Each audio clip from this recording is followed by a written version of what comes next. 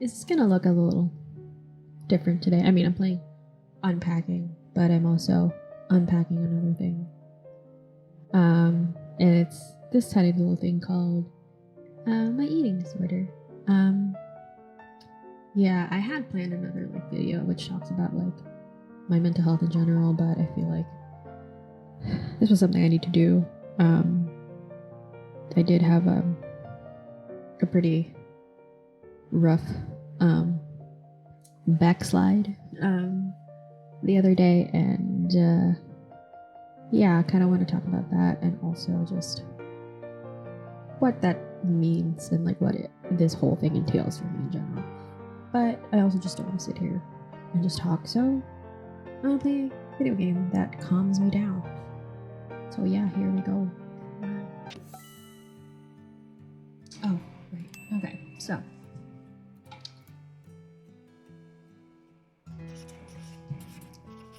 it's gonna be a very hard video to film. So let's start from the semi-beginning. Growing up, ooh, it's dandy. I wasn't exactly like raised to think that like highly of myself. You know, it was more of like I just moved back into my own house, whatever. I wasn't exactly like raised to think very highly of myself, especially my personal physical appearance. Essentially, I was, raised to just not like what I see in the mirror. Like anything less than skinny and the perfect skin is ugly, and yeah, that was just something that I had to grow up thinking. Sorry, that was my phone. And yeah, it's not, yeah. But anyway, I did not see myself in the best light. I still don't, honestly. It's been hard. I have been in therapy for a while. I didn't realize that it was, an actual eating disorder that I had essentially until I was a teenager. But I didn't get anything. I didn't do anything with it until my adulthood. Like I could afford therapy, and I sure as hell wasn't going to ask my parents to help me pay for therapy because, typical Filipino parents would be like, "Therapy's for crazy people. You're not crazy." I mean, I am a little bit, but you know what I mean. Like, mental illnesses aren't exactly a thing to a lot of Filipino families, and I'm sure like anyone else from like a different culture would be able to relate to that too. Just having your kind of mental health being like not as prioritized as you would like for it to be by other people, so you have to do it yourself. But that's the thing, you have to do it yourself. And that's what I've kind of been doing. I was, like before therapy, I was kind of trying to work through it on my own, but to no avail, obviously. That's just kind of how it is. Still feeling for. It wasn't easy, obviously. I was very scared. I was very afraid of just having to exist, essentially, in such a way that, would have not allowed me to like myself at the very least.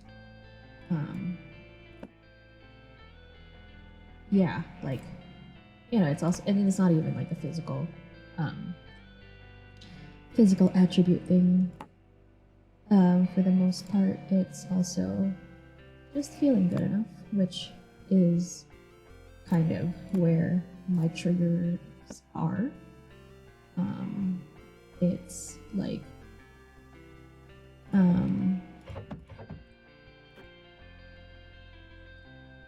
yeah, I forgot where I was going with that. Sorry, I got distracted by a yo-yo. Yeah, it's kind of hard to, you know, truly like myself when I was taught that what I am isn't good enough. Who I am isn't good enough. What I look like isn't good enough. What I do isn't good enough. I mean, growing up, I was kind of a straight A student, to kind of put it simply, but I was also like, you know, I didn't have the best time as a person.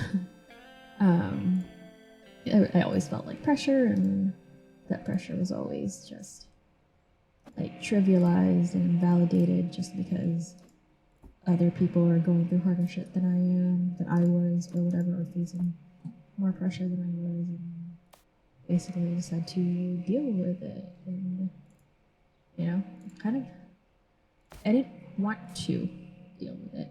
That was the thing. I didn't want to just deal with it. I wanted to be validated. I wanted for someone to tell me that, you know, I'm going through this shit and it's okay. But I never got that. There was always deal with it, or, you know, whatever. And it's essentially just what I have been telling myself, to just deal with it. And it's not the best thing to tell yourself, really. It's not, you know, the healthiest, for sure. But yeah, so yeah, there's, like, again, I'm in therapy now, so I should technically be better, and I am. I acknowledge that. I am. I have been doing better. Just, you know, like, relatively better, obviously, but it's baby steps, but also there's, you know, 2 steps forward, 2 steps back. Sometimes, like, I take 2 steps forward and I, like, take a leap back, and it's not the easiest thing to deal with, honestly. Like, I don't want, you know, like, there are times where I just don't feel like I've made any improvement, or sometimes when I do have, you know, these backslides, I feel like I've just completely fucked up my whole life, and that I should not be alive. Let's just say that. Yeah, it's hard to acknowledge the cute little fact that, you know, that this thing that I do to myself, that this thing that my eating disorder does for me, is also what's keeping me from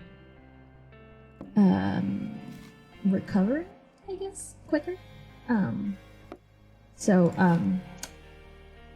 any other person who's had an eating disorder ever, or maybe not, or anyone who's ever helped anyone through their eating disorder recovery, would say that, you know, your eating disorder does something for you. Your eating disorder is, where's it supposed to go? Is it supposed to go on the wall? No, it's supposed to go under here. No.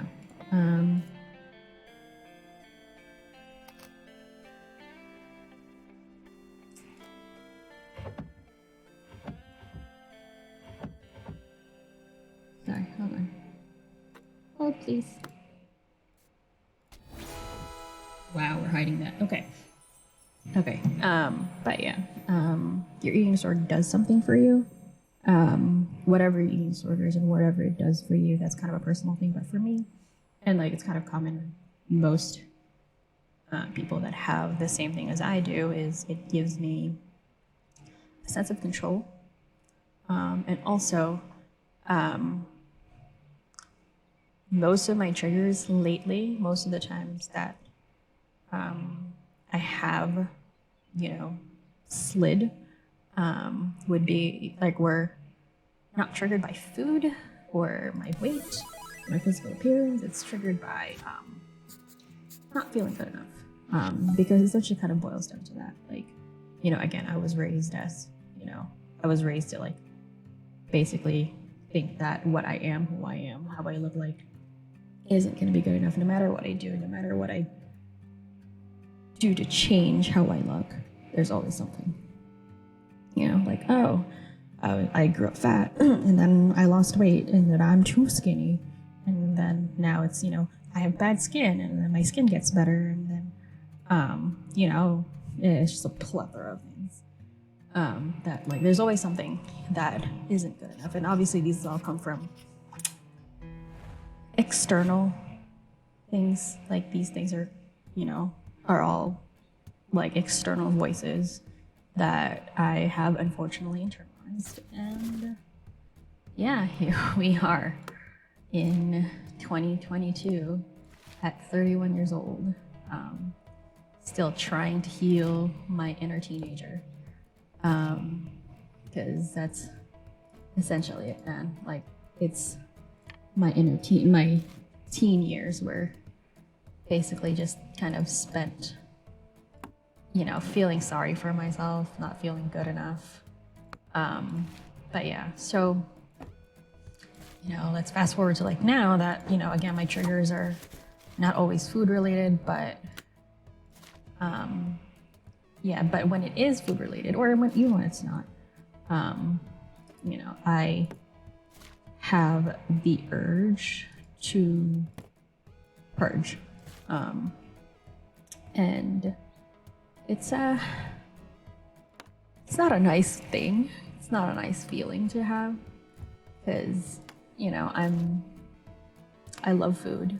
Well, I also, in my teen years, trained myself to hate food, like to the point that I used to have this t-shirt, custom made, that said no to food. Like, that's fucking alarming. And, now I have to eat. I mean, I kind of do mostly credit the late great Anthony Bourdain, really, and his shows for kind of, reintroducing me to the beauty and glory of food, essentially, and like led me to like it again, to love it, eating again. And besides the fact that food is fuel and essential for survival, it's also like I wanna enjoy food. Like, I love food. Food is delicious. It's not something that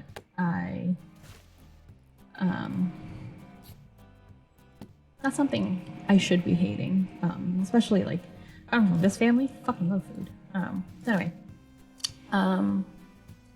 yeah. So, where were we?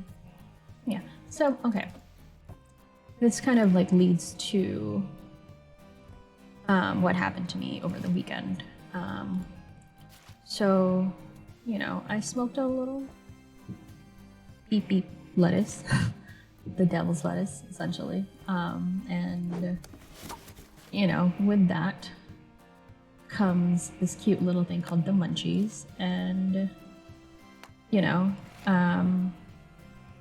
I went a little too hard on the snacks and the dinner and everything. And like, also like that day I couldn't even like finish my food, which also like triggered some other anxiety with me.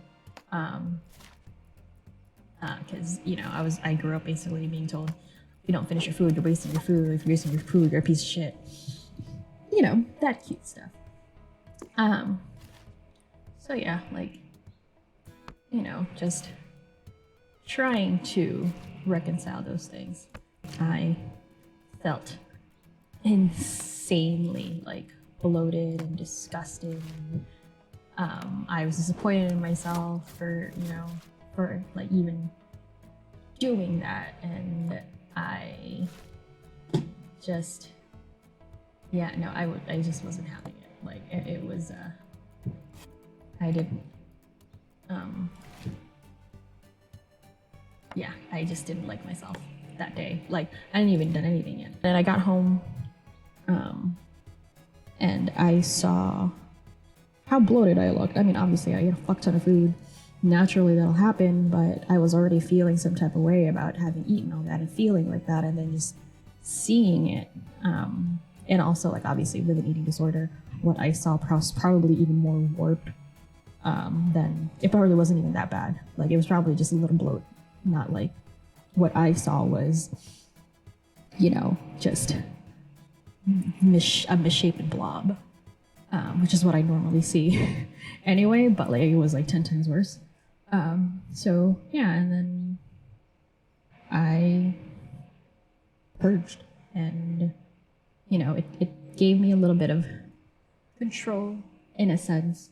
It's hard to explain, but you know, obviously I'm not going to lose weight after I throw up. Like that's not it. That's not how it works. But to me, it felt like I was able to control the situation. I was able to fix it, even though nothing is fixed really. And there was nothing to fix besides some heartburn. But yeah, and you know, like I kind of spent quite some time being disappointed in myself and feeling sorry for myself. I spent a whole day basically just being unhappy with how I felt and looked. Yeah, I didn't like what I saw, and you know, I just didn't want to feel like that. But yeah, and there was also some shame that was happening because, again, like, you know, this is something that I should have been quote unquote done with. Like, I shouldn't be doing that anymore, especially if it's a food triggered one. Because again, I should be fine. I should be okay. I should be good. But I wasn't fine. I wasn't okay. I wasn't good. And I kind of, I don't know. I was in denial, obviously, and I just wanted to like disappear, essentially. Like I didn't want to be there. I didn't want to do anything. But yeah, alas, I kept going. Yeah. And I think also probably another reason for how I was feeling when I did backslide was the fact that I was getting a lot of praise from both my therapist and from Emeroy and Lauren and from like my friends around me. You know, like, oh, you're doing better, you're doing great, you're a lot stronger, blah. And it's hard to believe, but I mean, I guess they're right. All right, gamers, I'm back. I had to step out. I had dinner. I figured, you know, I wasn't able to like focus a lot, and I'm like all over the place, and I'm hungry, hangry. Also kind of going through some other shit on top of the eating disorder thing, but I'll talk about that at some point or not. I don't know. So yeah, and I also changed my lights for shits and giggles. I like this light better. I don't know why I didn't change it the first time, but here we are. So where was I? Yeah, so you know, I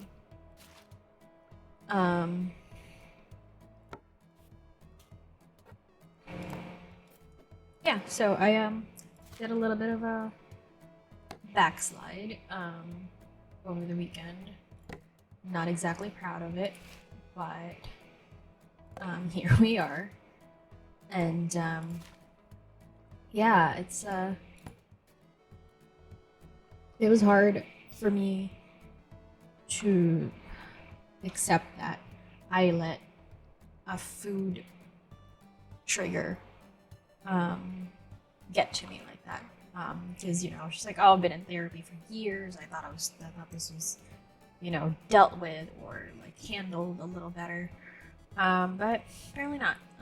So yeah, here we are. Like, I'm still like dealing with this, and again, I thought I was done with this. Like, I thought, I was like, why is this still a thing? Like, why am I not okay? Why am I still unwell? And I guess I was just very disappointed in myself, because I thought I could do it. I thought I had it. Thought I had it in control, but apparently didn't. Yeah. It sucked. Because I thought I was good. Thought I was okay. But I wasn't. I wasn't ready to accept that I wasn't okay. You know what I mean? Like, I thought I could just, recover, backslide a little, and not have it be a food trigger, and, move on. And clearly that's not in the cards. And it took a lot to accept that I'm not as recovered as I thought I was, and that's okay. Yeah, trying not to cry here.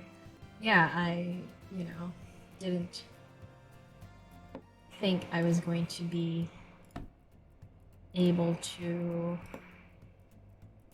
not recover from the eating disorder itself, but like, bounce back from it. Bounce back from the fact that I had a major backslide, and I felt absolutely discouraged. I felt like absolute like shit about it. I didn't like myself.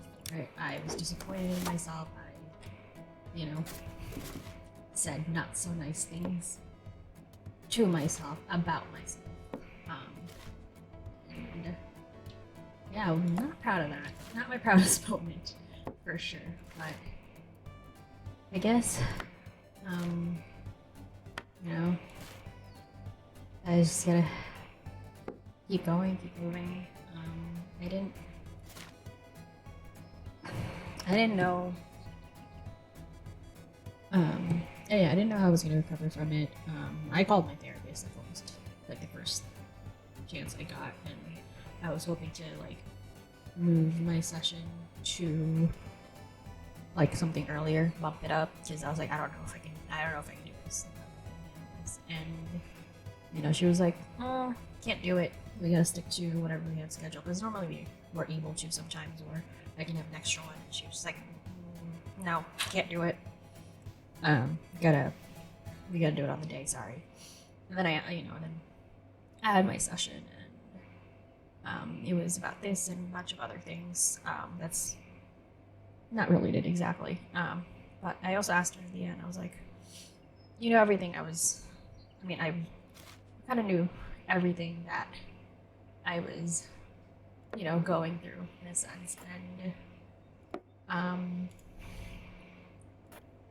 and you said, oh, yeah, no, we're still going to do it on our scheduled time. And I asked her why she made me wait, besides, just the lack of availability, I guess. And she said, because I knew you could do it. And, obviously, she's not the only person that believes I can do it, that believed I can do it.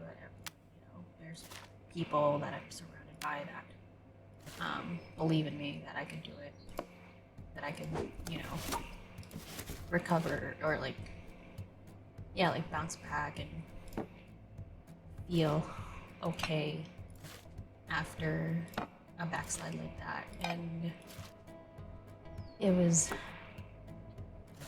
really was a good feeling to have someone like my therapist, you know, basically tell me that it's okay to be going through what I'm going through.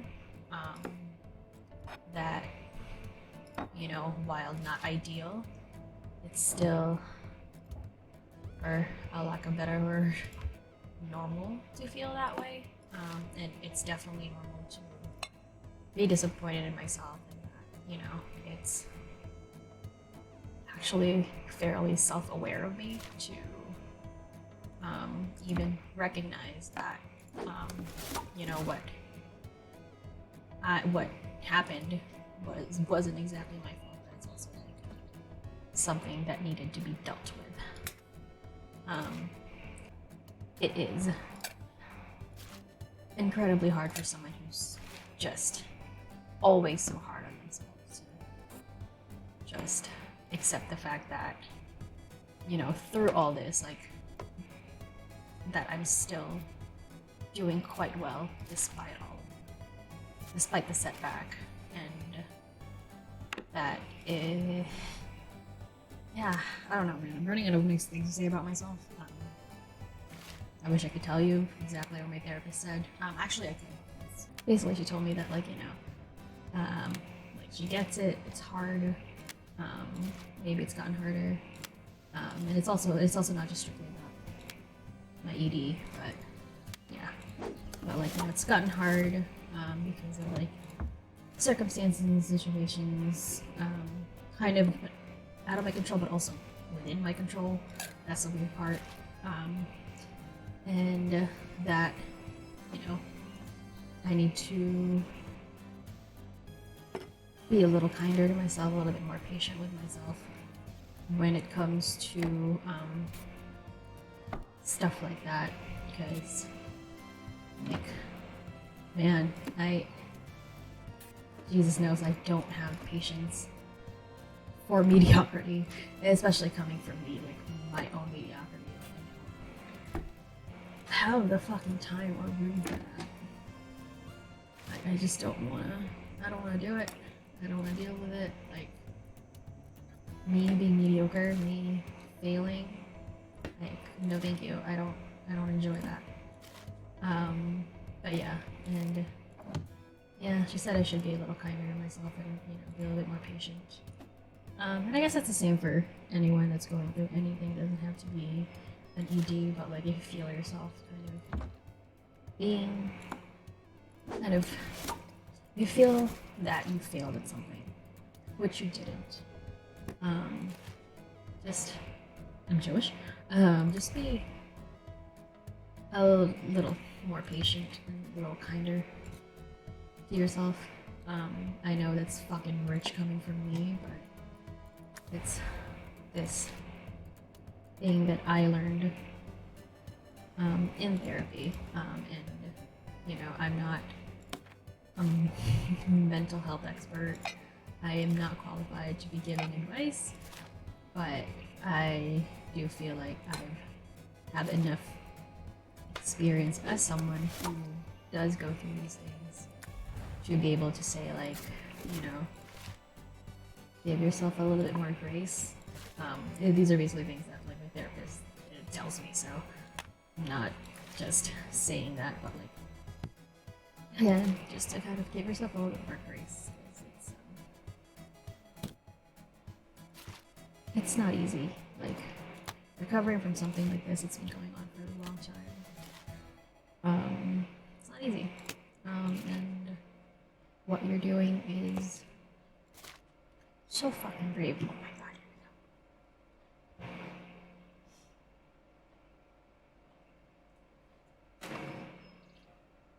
It's so fucking brave, and it takes a lot of courage to even recognize that you are going through something, that you're doing something about it. like the road to get where you are was easy.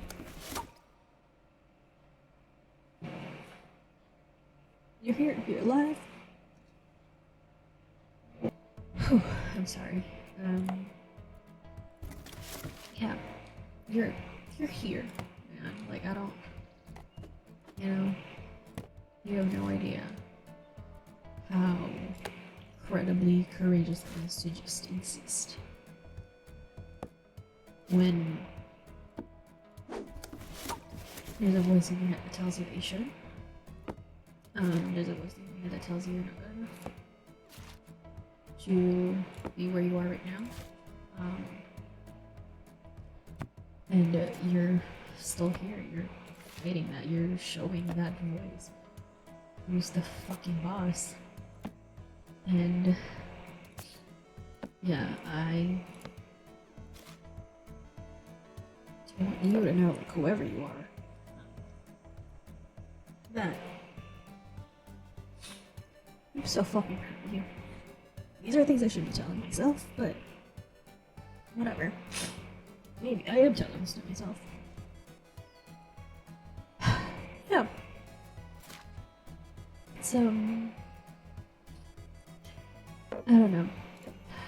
Man, like, this shit's hard. I don't know how, like Markiplier do this and, like, their lives on play video games. Maybe I should have done Power Wash Simulator instead.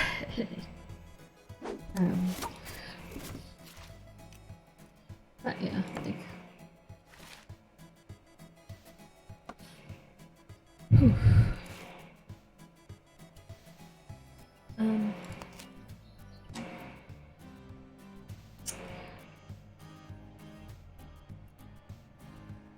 Yeah, it's been hard. I'm still not fully, like, bounced back from my backslide. I'm, like, trying to distance myself from the word relapse. Yeah, I call it a backslide. What it is, it's a backslide. It kind of, it superficially makes it sound like, it's temporary, but it was. It really was. Whatever it was. However, I was feeling shit will not stay with me. I refuse to let it stay with me, that's why. That's another thing.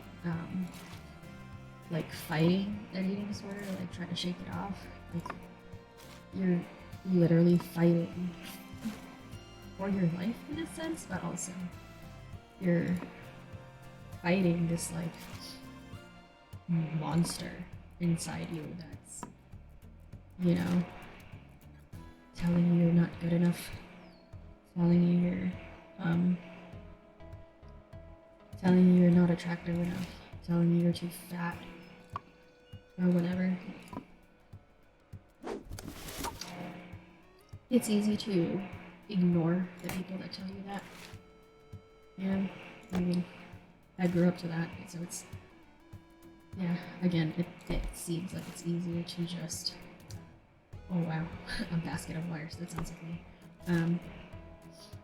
Yeah, it's easy to just ignore those voices, those external voices, but once it becomes internal, once it's you or someone in your head that sounds and looks like, that sounds like you, start saying that shit to you, that's when it gets tough. Like, that's when it gets harder to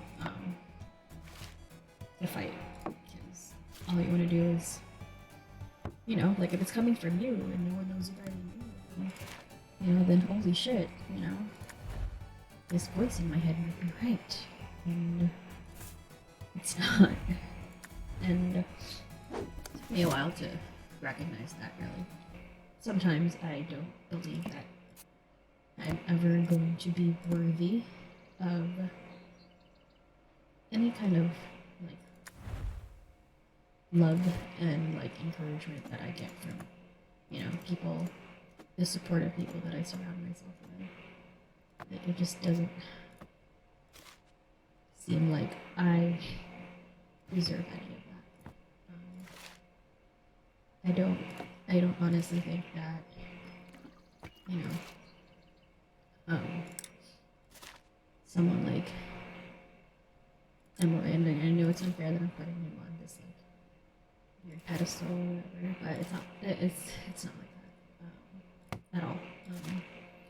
It's just that, you know, when you just want to be good enough for somebody so bad because, you know, you just want to. And you realize that you have been good enough, but you're still really fucking trying. And the hardest thing is believing that you already were good enough in the first place. That's why they're still here. That's why, you know, they love you or whatever. Yeah. It's not the easiest thing to believe, especially when you think so little of yourself that you are undeserving of that love, of that affection that they give you willingly. And yeah, sometimes it just kind of makes you wish you were perfect already. I mean, there's no such thing as perfect, and B, he's still here. You know, he's still my boyfriend. He still wants to be with me, and it does feel good. It does feel amazing to like know that and recognize that. Sometimes I just have to keep on like fighting this like asshole in my brain telling me that, you know, I don't deserve him, that I don't deserve to be his girlfriend, that I deserve to be alone. Because, yeah, like, you know, how can someone like him who can literally have whoever the fuck he wants ever want to be with me? And like, you know, there's also like some insecurities about, you know, me not being a dancer, having a completely different career path and all that. I just don't think that I'll ever deserve to be with him. Like, I know this all sounds crazy. It sounds ridiculous. And I mean, but technically, it's still very valid for me to feel like this, I guess. I just, you know, I'm basically trying to like take you through whatever's going on in my head about this. Like that, you know, this is how I feel. And this is how unworthy of love and affection I feel. Because, yeah, this is what also contributes to my trigger now. I never feel good enough. And it's not always about the relationship, because again, I'm not just this relationship. I'm not just, you know, certain aspects of my life. I am me and this whole person. I guess the hard part is just accepting that I am good enough to be here. I am good enough to, you know, be with someone like Emeroy. That's why I'm here. Huh? Like, I'm in this relationship with him and Lauren. Yeah, that's why I'm here with, you know, the two of them. And I could possibly just be good enough to exist. And to exist, period. But like also to, you know, viewed. Anyway, like it's, to me, it's hard to believe, it's hard to accept. But, I mean, I do believe it because, hello, I'm here, he's here, but I don't really know how, I already know, like, how I'm even gonna get to a natural, like, end to this video. I already cried, so that should be the end of it. But I really do think that I should, no. I know I should work a little harder on liking myself, on believing that I could be good enough.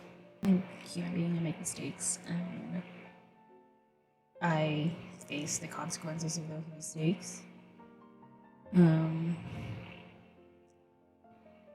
Yeah, I should work a lot harder on liking myself and forgiving myself. Because I am now not so quick, but like I am now a lot quicker to forgive other people for hurting me. Like it depends on what it is, but you know, a lot quicker to forgive a lot of other people, but not myself. And I think that's the one thing that I really should be working a fuck ton on, because then I can bounce back and move on a lot quicker, a lot better, feel healthier, be healthier, think healthier. Yeah. Mental health is a doozy, man. Yeah, I backslid. I acknowledge that. You know, it was triggered by something that's my own doing. I mean, I'm the one that smoked the weed. I'm the one that ate the snacks. So it's not like someone like force fed me anything. But you know, first step is owning up to it. Second step is accepting that it happened. And I did. I do accept it. I'm disappointed in myself for having let it happen and for doing what I did to make that happen. And you know, I still don't really forgive myself for it, for lacking the quote-unquote discipline, which is such bullshit, by the way. But yeah, yeah, like I don't think that I should be dwelling on this any further. I was hoping this was going to be a little cathartic. I mean, it kind of is a little bit. I got to cry. I got to basically indirectly tell myself what I needed to hear from me, which is great. Thanks, me. I'm editing this anyway, so take care of yourself. From me to me, and also from me to you.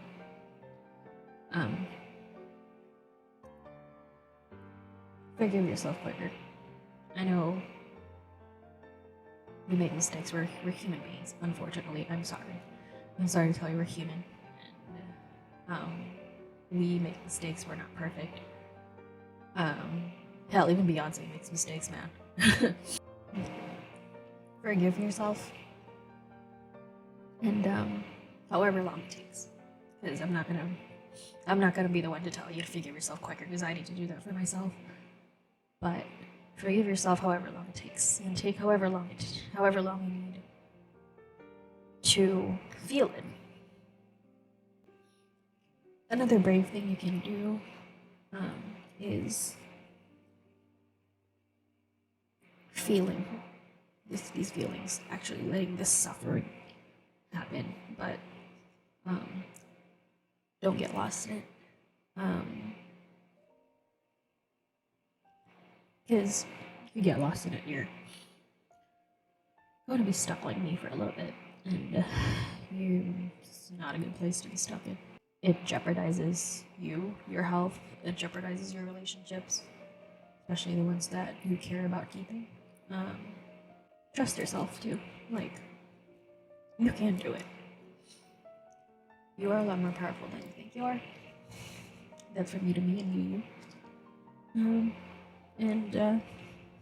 Yeah, I mean, I'd say love yourself. That's so fucking cliche, but at least like yourself. You know? You can still be insecure, but at least like yourself a little.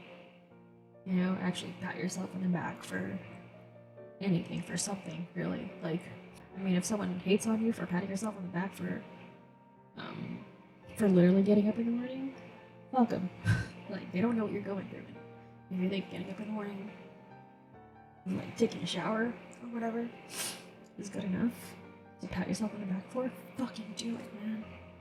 Sometimes, who's gonna do it but you? Who's gonna do it for you but you? This is why I picked this game.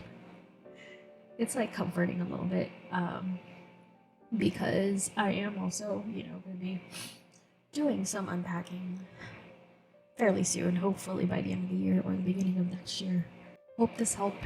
I hope, you know, unpacking, not the game, but unpacking my shit, like at least this part of my mental health struggle and journey help someone. Maybe I'll play a slightly happier game after this. I'm gonna finish Stray. I swear to God, I will finish Stray. I just need to be mentally there for it. Thanks for watching, and I'll see you next time. Bye.